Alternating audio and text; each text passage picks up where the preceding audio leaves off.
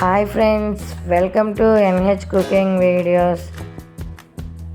Nellore special పాలపిండి ఎలా చేయాలో చూద్దాం.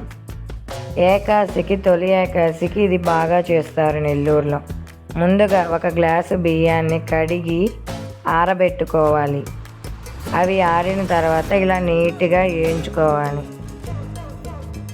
పాలపిండి అంటారు కదా, బియ్యం పేలాలి, అలా వేయించుకోవాలి. ఇలా బాగా వేయించుకున్న తర్వాత ఆ బియ్యం లైట్గా చల్లారిన తర్వాత మెత్తగా మిక్సీ పట్టించుకోవాలి.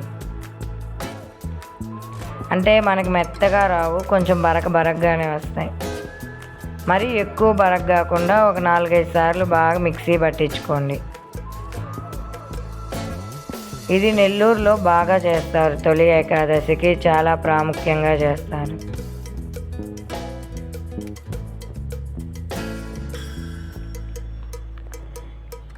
బాగా వేయించి పెట్టుకున్న బియ్యాన్ని మిక్సీ పట్టించుకున్న తర్వాత ఆ బియ్యాన్ని మిక్సీ పట్టిన బియ్యాన్ని కొలత వేసుకోవాలి.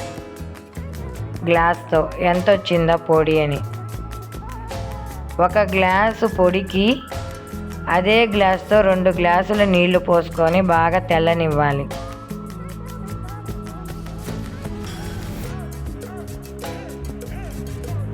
అది బాగా తెల్లిన తర్వాత మనం కొలిచి పెట్టుకున్న పొడిని బాగా పోసుకొని బాగా గబగబా కలుపుకోవాలి, లేకపోతే ఎక్కువ వంటలు కట్టేస్తుంది పిండి.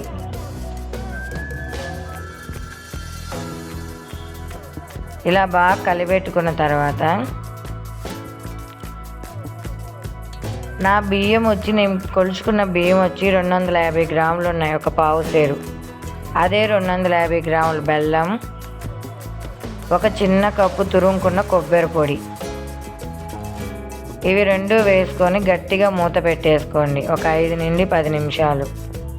బెల్లం నీట్గా కరిగిపోతుంది. ముందు ఒకసారి తీసి కలిపెట్టుకోండి. అలానే తీసినప్పుడు 2 ఏలక్కాయలు వేసుకోండి. మళ్ళా ఇంకొకసారి ప్లేట్ వేసుకొని నీట్గా బెల్లం అంతా కరిగిపోతుంది. ఆ లావు గడ్డలన్నీ కరిగిపోతాయి. మీరు ఇంకా బెల్లాన్ని తురిమైనా వేసుకోండి, ఇంకా తొందరగా కరిగిపోతుంది. తురిమి వేసుకున్నారంటే ఇంకా తొందరగా అయిపోతుంది పని. ఇలా నీట్గా కలిపెట్టుకోండి, వంటలు లేకోకుండా. మళ్ళా ఇలా బాగా కలిపెట్టుకున్న దాన్ని చల్లారిన తర్వాత కొంచెం నెయ్యి పూసుకొని చేతికి ఉండలు చేసుకోండి. నీట్గా ఉండలు చేసుకోండి. మనం ఇప్పుడు లడ్డూల సైజు ఎట్లా ఉంటాయి, లడ్డూల్లాగా చేసుకోవచ్చు. ఇది తొలి ఏకాదశి ప్రాముఖ్యమైన పిండి వంటకం.